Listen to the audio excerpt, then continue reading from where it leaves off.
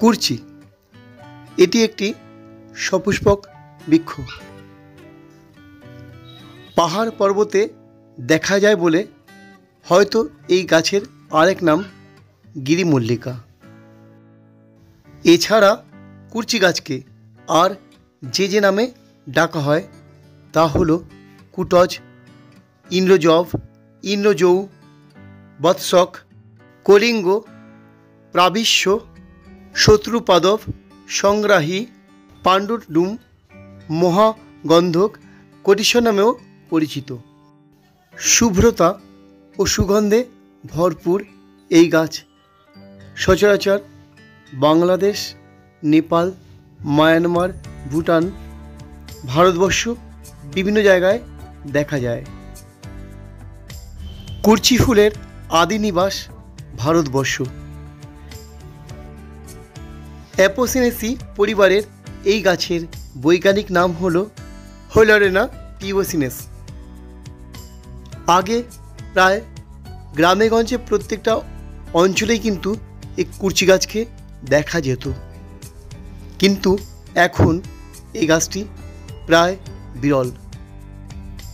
ভারতবর্ষ, বাংলাদেশের চট্টগ্রাম, বিভিন্ন বনাঞ্চলে কিন্তু এবং পার্বত্য অঞ্চলে সিলেট সহ চট্টগ্রামের বিভিন্ন অংশেও কিন্তু এই গাছ প্রাকৃতিকভাবেই জন্মায়। কুরচি গাছের স্বাভাবিক উচ্চতা 10 থেকে 20 মিটার হলেও অনেক সময়ই দেখা যায় যে 4 থেকে 5 ফুট উচ্চতার গাছেও ফুল ধরে। সাধারণত বসন্তের শেষে এবং বৈশাখের শুরুতে কুরচি গাছ সাদা ফুলে ভরে ওঠে এবং ফুল থাকে বর্ষাকাল পর্যন্ত। কুরচি গাছের যখন ফুল ফোটে তখন মনে হয় স্বর্গীয় উদ্যানে দাঁড়িয়ে আছি। আসামে কুরচি গাছের কাঠের কবচ ব্যবহারের প্রচলন রয়েছে।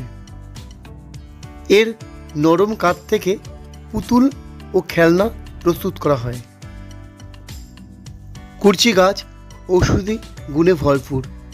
এই গাছের ছাল দিয়ে ডায়রিয়ার মহা ঔষধ তৈরি করা হয়।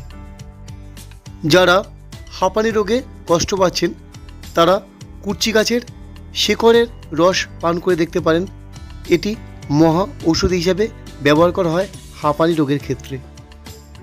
মুখের ভেতরে ঘা, কোষ্ঠকাঠিন্য এবং কৃমির ক্ষেত্রে এই কুরচি গাছের পাতা, শিকড় ও বাকল ভীষণ কার্যকরী। কুরচির ফুল, পাতা ও ফল থেকে মেলে আমাশয়ের ওষুধ।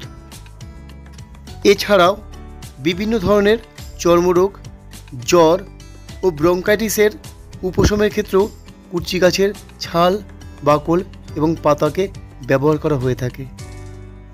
এছাড়াও অন্ত্রনালীর যে কোনো ধরনের সমস্যা, কুষ্ঠরোগের ক্ষেত্রেও কুরচি গাছের ছাল, পাতা ও ফুলকে ব্যবহার করা হয়ে থাকে। কুরচি গাছের ছালের নির্যাস থেকে তৈরি হয় কুরচি মাদার নামে হোমিওপ্যাথি ঔষধ। এবার জেনে নেওয়া যাক কোন রোগের ক্ষেত্রে কুরচি গাছকে কীভাবে ব্যবহার করা হয়ে থাকে এবং কত মাত্রা অবধি ব্যবহার করা উচিত। রোগের নাম ডায়রিয়া বা অতিসার। এক্ষেত্রে কুরচি গাছের ছালকে ব্যবহার করতে হবে 5 থেকে 10 গ্রাম মাত্রায়।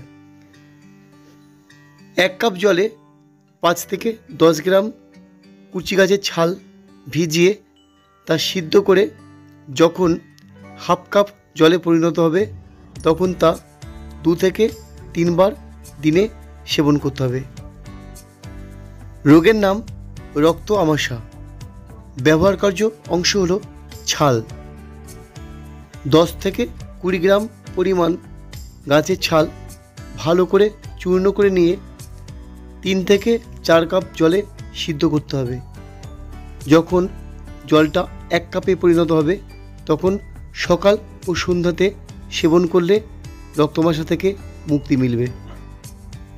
রোগের নাম মুখগহ্বরে ক্ষত বা মুখের ভেতরে ঘা। এই রোগের ক্ষেত্রে কুরচি গাছের ছালকে ব্যবহার করতে হবে 10 গ্রাম পরিমাণ মতো। 10 গ্রাম পরিমাণ মতো ছালকে ভালো করে চূর্ণ করে 3 থেকে 4 কাপ জলে ভালো করে সেদ্ধ করে ঠান্ডা হলে মুখে গড়গড়া বা কুলকুচি করতে হবে, তাহলে মুখের ক্ষত ভালো হয়ে যাবে। রোগের নাম কৃমি। এক্ষেত্রে এই গাছের বীজের চূর্ণকে ব্যবহার করতে হবে 1 থেকে 2 গ্রাম পরিমাণ মতো।